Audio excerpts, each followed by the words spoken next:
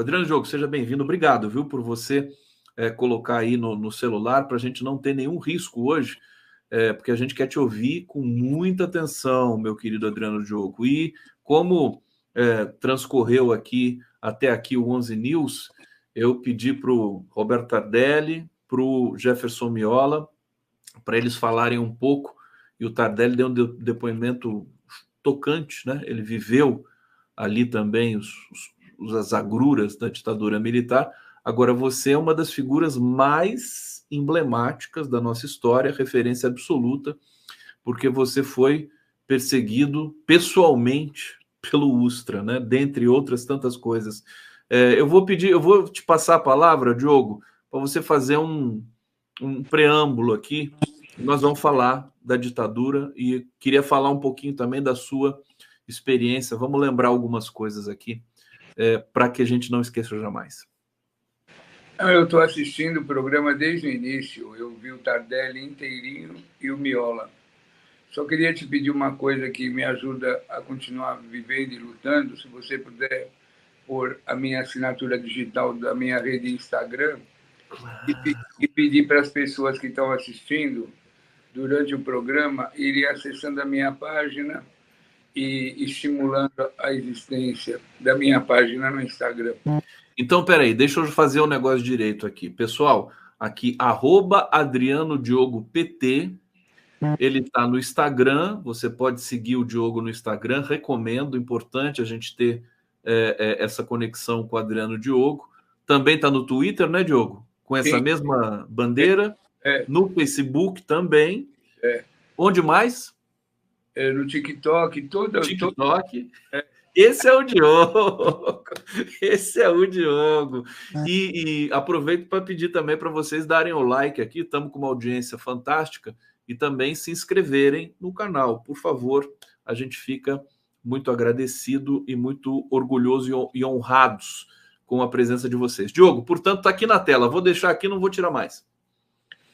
É muito importante que nós estejamos fazendo esse programa, querido Conde, na Sexta-feira Santa, na Sexta-feira da Paixão de Cristo. E eu estava ouvindo todas as considerações, né, sobre o governo, sobre a posição do governo brasileiro. Eu queria fazer um comentário forçado, como cristão, né, do meu jeito forte de falar as coisas, claro. Você imagina se algum papa da Igreja Católica, através de alguma encíclica papal, de alguma orientação, orientasse que a memória da crucificação de Jesus e de toda a saga do povo que o seguia, à época, os apóstolos, todos aqueles que o seguiam, se essa memória fosse apagada ou atenuada. Eu acho que o exemplo da Igreja Católica e de todos os cristãos da humanidade é fundamental. Memória não se apaga. Não é à toa que a Semana Santa é o ponto mais alto da cultura e da civilização cristã, né? Então, a civilização cristã, que tem 2024 anos, durante todo esse período, nunca abriu mão de denunciar os crimes cometidos pelo Estado romano naquela associação com aquele clero do judaísmo que levou à crucificação de Jesus Cristo, que também a gente não estuda quase nada, mas não foi só Jesus que foi crucificado, todos os macabeus eram crucificados. A crucificação veio aquela região do Oriente Médio, para não dizer da Palestina, tinha sempre como forma de punição a crucificação, né? E Jesus Cristo foi um preso político. Frei Beto faz muito bem essa leitura. Jesus Cristo foi um perseguido político, porque ele propôs uma insurreição diante daquela miséria, diante de toda aquela opressão que vivia o povo da sua época, né? Então, nós, os cristãos, nunca abrimos mão. Não é à toa que a gente comemora hoje, né, a procissão mais importante, na Sexta-feira Santa, que é a chamada procissão do encontro, que vai até domingo. E no domingo, o que é a Páscoa? A Páscoa é a ressurreição. Né? Então, nós... Hoje é a paixão, hoje é o sofrimento. Hoje é a paixão. A procissão da paixão, que ocorre daqui à tarde até à noite, né? Onde Jesus é levado para o sacrifício. E depois ele ressurge e ele é crucificado no Monte das Oliveiras e depois ele ressuscita e seu corpo, né? Tanto é que o Estado romano devolveu o corpo para a família. Devolveu o corpo, foi devolvido. Não é como os militares brasileiros que não devolvem o corpo. Que não devolveram o corpo até hoje, né?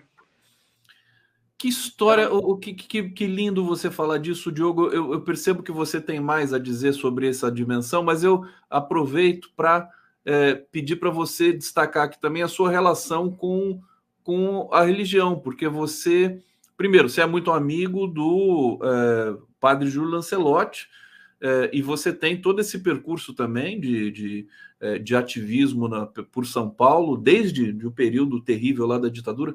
Conta um pouquinho mais sobre isso, quer dizer, o papel da igreja, né? Já que hoje é Sexta-feira Santa, então a gente está trazendo esse contexto aqui para vocês. Bom, ninguém desconhece qual foi o papel da Igreja Católica na preparação do golpe, né? Na preparação e na organização do golpe.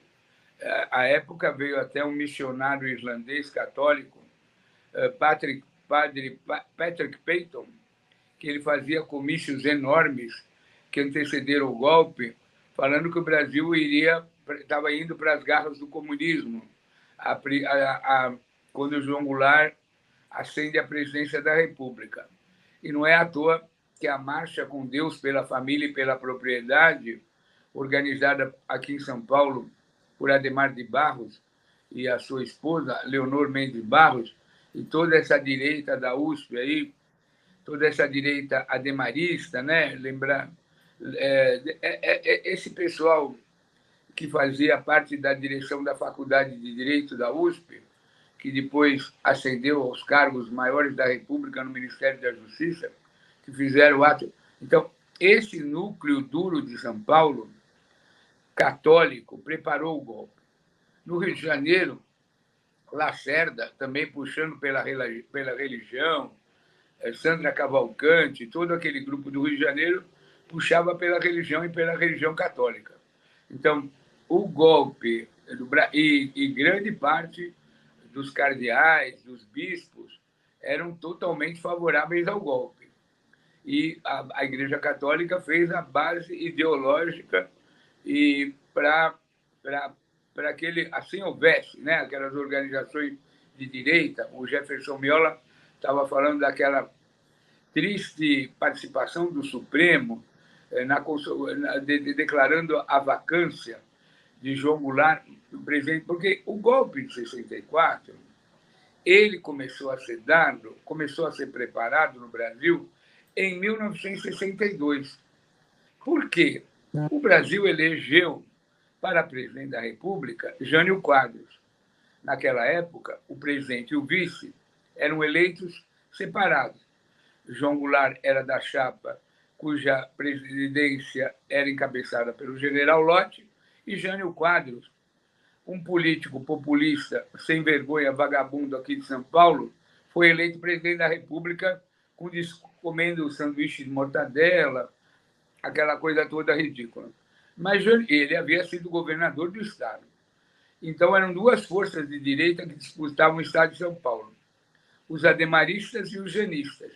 Mas os janistas tinham uma forma travestida de populista, dos pobres, da Vila Maria, da população da periferia à época, e Jânio ganha a eleição. Mas Jânio era tão decadente, que ele consegue ficar 7 meses na presidência da República. 7 meses. Porque Jânio era um desqualificado. Imagina você que quando Juscelino Kubitschek, o presidente que o antecedeu, faz a transmissão da posse, Jânio, no discurso de posse, desautoriza acaba com o governo Juscelino, o ataca pessoalmente, foi a maior baixaria da República. Bom, aí Jânio assume. E seu vice-presidente era João Goulart, que vinha da tradição trabalhista de Getúlio Vargas, havia sido ministro do Trabalho de Getúlio Vargas. Quando o João Goulart assume a presidência da República, ele estava em viagem à China, conhecendo o progresso chinês, esse progresso que nós conhecemos hoje. Ele era tão culto, ele estava lá vendo a industrialização da China, aquela maravilha daquele país rural virar uma potência econômica. Os militares o proibiram de assumir a presidência da República. Aí Leonel Brizola, que era seu cunhado no Rio Grande do Sul, governador do Rio Grande do Sul, fala, não, ele tem que ser impostado como presidente. Então, Leonel Brizola, no Rio Grande do Sul, propõe que a população se arme, né? Ele transforma a polícia militar, que lá tem o nome de Brigada Militar do Rio Grande do Sul, seja uma força insurrecional contra os militares do poder central, contra as forças econômicas, e propõe que o Brasil se arme para garantir a posse regular. Bom, nessa crise, Santiago Dantas, que havia sido ministro, inclusive, de Getúlio Vargas, que era um homem de centro, Franco Montoro, todo aquele pessoal cristão de centro da democracia cristã, propõe um acordo. Jânio Quadros poderia assumir a presidência da República, João Goulart poderia assumir a presidência da República, desde que não fosse presidencialismo, fosse um regime parlamentarista. Então, João Goulart aceitou o acordo temporariamente como um presidente de enfeite. E quem governava já era o centrão da época. Eram as forças que apoiavam os militares, mas e apoiavam os grandes grupos multinacionais e que não queriam permitir que Goulart governasse. O governo Goulart assumiu, imediatamente chamou um plebiscito se o Brasil deveria ser presidencialista ou parlamentarista, e ganhou o presidencialismo. João Goulart assume a presidência da República. Pois bem, João Goulart assume a presidência da República, a embaixada americana começa a organização do golpe. As pessoas que estão me assistindo podem assistir o documentário maravilhoso de Camilo Tavares, filho do Flávio Tavares, mas o dia que durou 21 anos. Eu considero um dos documentários mais importantes, mais completos sobre o período da história do Brasil. Pois bem, do dia que João Goulart assumiu a presidência da República até o dia 31 de março, 1º de abril, os militares, a direita, os conservadores, a TV Tupi, antes e depois da TV Globo, quando ela assumiu, prepararam o golpe e deram o golpe. E o golpe começou lá em Juiz de Fora, com o general Mourão pondo seus tanques em direção ao Rio de Janeiro, e foi para o Rio, e Brizola, Carlos Lacerda, a Globo, organizaram a chegada dos tanques e começou a derrubada de João Goulart. Agora, Adriano, deixa eu só pedir para você. Eu tinha destacado a questão da sua conexão também com a Igreja Católica. Quer dizer, só para esclarecer, tinha uma ala da Igreja Católica que colaborou no golpe e tinha uma outra ala que resistiu ao golpe. Não, posterior, porque essa posição da Igreja Católica que deu o golpe, que também estava apoiada nas relações exteriores por uma política papal, na medida que muda o Papa, muda toda a teologia aqui no Brasil. O novo Papa que assumiu orientou e formou uma nova geração de cardeais. Durante a ditadura, qual foi o único grande representante da Igreja Católica que enfrentou o golpe? Dom Helder Câmara, né, bispo de Olinda, que era o grande bispo popular, né, que foi aqui do Rio de Janeiro e tal, era Dom Helder. Mas quando o golpe se consolidou, veio uma nova geração, que a gente chamava à época da Teologia da Libertação, baseada em todos os encontros internacionais que havia da nova teologia da América Latina. Então, aí que vem a geração de Dom Paulo Evaristo Arnes, Dom Angélico, Dom Cláudio Rumes, Dom Adriano, todos esses bispos fantásticos que seguiam a orientação aqui no Brasil, falando de uma forma bem simples, do Dom Helder, aquela linha do Dom Helder, Dom Pedro Casaldáliga. Então, veio uma geração, porque a Igreja Católica percebeu que aquela linha golpista, que não só vigiu no Brasil, vigiu em toda a América Latina. Aí há uma renovação teológica da Igreja Católica. Não é à toa, eu não gosto de falar na primeira pessoa, eu só estou vivo aqui hoje, fazendo esse depoimento, porque após o assassinato do meu colega Alexandre Vanucchi Leme, católico de Sorocaba, da Geologia, na hora que ele foi morto, Dom Paulo Evaristo foi lá na Operação Bandeirantes e falou: vocês já mataram um, vocês não vão matar dois. Esse aqui vocês não vão matar. Saiu de lá e fez a missa de sétimo dia, não aceitando a versão da ditadura, que Alexandre Vanucchi teria se suicidado nas instalações da Operação Bandeirantes do ICODE de São Paulo, aquela delegacia da Rua Tutóia. Então, a Igreja Católica, diante da crise, do afundamento, do desastre que foi o apoio ao golpe, houve uma renovação total. Todos os cardeais e bispos que apoiaram o golpe foram substituídos por uma nova geração. Não sei se respondi sua pergunta. Perfeitamente, respondeu a pergunta. Claro, Adriano Diogo aqui no 11 News. Deixa eu trazer aqui mais comentários do nosso público. Tem uma pergunta para você aqui que já estava na espera. Deixa eu trazer antes o José Carlos Faria. Vamos aumentar aqui esse box. Projeto Memórias Reveladas do Arquivo Nacional, que disponibiliza acervos sobre a ditadura, está abandonado. Servidores fazem protesto no dia 1º de abril, às 15 horas. Obrigado, Zé Carlos Faria. Aliás, muitas manifestações, muitos protestos também, ao longo de todo o Brasil, né? De hoje até o dia 1º. Dia 1º, inclusive, vai ter uma marcha no sentido contrário do Rio a Juiz de Fora. Adriano Diogo, fantástica essa iniciativa. A Rosângela Ornelas está dizendo: boa tarde, hoje relembramos o dia em que um grande líder espiritualista que queria socializar pão e peixe foi preso, torturado e assassinado por fascistas. Está aqui, muito interessante essa observação. Girlene Maria Nibel: Diogo, todo o meu apreço, luta, Dom Paulo presente. E o Ivo Afonso, Diogo, está perguntando aqui: o Adriano deve saber qual tratamento era dado às comunistas no Ibirapuera. Foi algo repugnante praticado por aqueles que diziam-se patriotas. Tem algo especial sobre Ibirapuera que você saiba?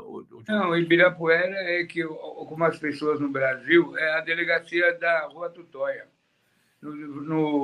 aqui no DOI-CODE, aqui na Vila Mariana, que é bem próximo a Ibirapuera, no bairro Vila Mariana e Ibirapuera. É o DOI-CODE, a Casa da Vovó. É a delegacia onde vai sair a Marcha do Silêncio, é na Rua Tutóia, com o Tomás Garbalhau. É esse lugar de Ibirapuera que era a maior centro de tortura do Brasil. Tanto é que o coronel Carlos Alberto Brilhante Ustra, que era o torturador maior da República, um dos maiores, né? Ele morava lá na delegacia. Ele chegou a morar com a sua esposa dentro do DOI-CODE, por um período de tempo. Então, é a chamada Casa da Vovó. Quem quiser conhecer melhor essa história da pergunta aí feita, compre o livro de Marcelo Godoy, Casa da Vovó. Casa da Vovó. Ô, Diogo, eu estou aqui acessando o seu Twitter. Agora não vai dar tempo da gente entrar em detalhes. O que é esse livro aí? É o livro sobre Dom Paulo Evaristo. Eu preparei uma coletânea de livros. Esse livro aqui é muito importante, que fala de Dom Paulo Evaristo. Esse livro tá onde que a gente pode adquirir esse livro? Isso aí pode adquirir em qualquer lugar na internet, nas livrarias católicas. Dom Paulo Evaristo Cardeal Arnes. De quem que é? É do professor Valdir e do padre Ticão. O padre Ticão que fez esse livro, um padre da Teologia da Libertação aqui de São Paulo, padre Ticão. Adriano Diogo sabe tudo. Adriano, na verdade, um comentário. Vou pedir um comentário rápido para você e depois eu vou pedir para você fazer um fechamento para falar um pouco da importância da memória de 64. Você, no seu Twitter, uma coisa importante de São Paulo, você é um apaixonado por São Paulo, está sempre atento a tudo que acontece no campo da cultura, e você denunciou aqui um ataque à cultura de São Paulo. Justiça determinou a reintegração de posse do Espaço Itaú de Cinema e do Café Fellini na Rua Augusta, e ainda o juiz ainda estabeleceu multa. O que aconteceu? Vamos ter uma resistência com relação a essa tomada aí? Você tomou alguma providência além de denunciar? Não, nós estamos há 2 anos impedindo que o Espaço Itaú de Cinema e o anexo que tem o Café Fellini, que foi a primeira casa de Goethe, que foi a casa do Oswald de Andrade, na Rua Augusta, seja demolida. Porém, a Prefeitura de São Paulo criou todas as condições para que haja um destombamento e que a empresa possa derrubar tanto o Espaço Itaú de Cinema como o Café Fellini. E o Espaço Itaú de Cinema, a semana passada, foi reconhecido como o melhor cinema de rua. E o Café Fellini, a melhor bombonière de cinema de São Paulo. Mas como São Paulo está entregue à sanha da construção civil e o prefeito é um agente violento disso, em São Paulo, praticamente todos os imóveis do patrimônio histórico estão sendo destombados. Não existe esse termo no dicionário, mas aqui em São Paulo existe. Está ocorrendo destombamento do patrimônio histórico e, como consequência, o antigo Cine Majestic, na Rua Augusta, que é o Espaço Itaú de Cinema, e seu anexo, onde funcionam 2 salas do Café Fellini, pode ser derrubado a qualquer momento. Está aí a denúncia do Adriano Diogo. Para quem quiser ficar conectado com todas essas questões da cidade de São Paulo, seguir o Adriano Diogo nas redes aqui, mais uma vez, vou convidar para vocês, todo mundo se inscrevendo e acessando as redes do Adriano Diogo, @AdrianoDiogoPT. Está aqui, mais uma vez, @AdrianoDiogoPT. Está no Twitter, com muitos seguidores e com muito conteúdo. Diogo, para terminar, estamos no finalzinho aqui. Eu quero que você, na verdade, convide as pessoas. Tem a Marcha do Silêncio, que está agendada. O que nós temos aí para a memória de 64 em São Paulo, para todo mundo que está nos assistindo aqui, comparecer? Primeiro, dar um grande abraço à nossa querida Procuradora da República, Eugênia Gonzaga, pela tristeza do momento que ela está passando. A coordenadora da Comissão Nacional de Mortos Desaparecidos e a organizadora, a idealizadora da Marcha do Silêncio. Bom, então vamos fazer a agenda libertária. No dia 31, às 16 horas, quem estiver em São Paulo, vamos sair do DOI-CODE, na rua Tutóia, esquina da Tomás Carvalhal, lá na Vila Mariana, no Ibirapuera, como disse o nosso ouvinte, na maior marcha do silêncio em direção ao Parque de Ibirapuera. Todos aqueles que foram contrários, que resistiram à ditadura do passado e resistiram à ditadura bolsonarista do presente, devem estar lá. É uma caminhada pacífica, silenciosa, que sai às 4 horas da tarde, assim que a tarde escurecer, que as luzes, nós vamos sair num enorme cortejo, com velas, com celulares acesos, num silêncio, e vamos até o Memorial dos Mortos Desaparecidos na entrada do Parque de Ibirapuera. E no dia 1º de abril, da Maria Antônia, no fim da tarde, o chamado Cordão da Mentira. Cordão da Mentira é um cordão de jovens, de músicos, poetas, cineastas e pessoas que trabalham com a questão dos assassinatos do presente, dos esquadrões, das mortes do Tarcísio, das Mães de Maio, sairão da Maria Antônia e irão até o antigo prédio do DOPS, lá na Estação da Luz. Então, são as 2 grandes manifestações de São Paulo.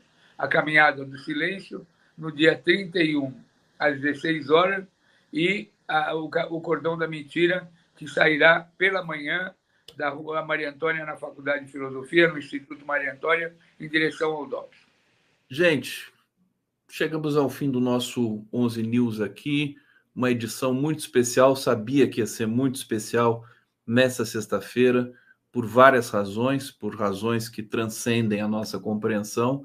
Tivemos aqui depoimentos fantásticos. Adriano Diogo, privilégio que ser teu amigo e estar junto de você nessa caminhada aí por direitos, por democracia, por justiça. Agradecer a todos vocês que nos acompanharam aqui. Continuem com a nossa programação. Não esqueçam do like na nossa transmissão. A gente volta, né? Sempre ligado em qualquer urgência nacional que possa vir a ter. A gente vai entrar ao vivo aqui e eu desejo para todos vocês uma excelente sexta-feira, um excelente feriado e uma excelente Páscoa no domingo. Obrigado, Diogo. Obrigado a todos.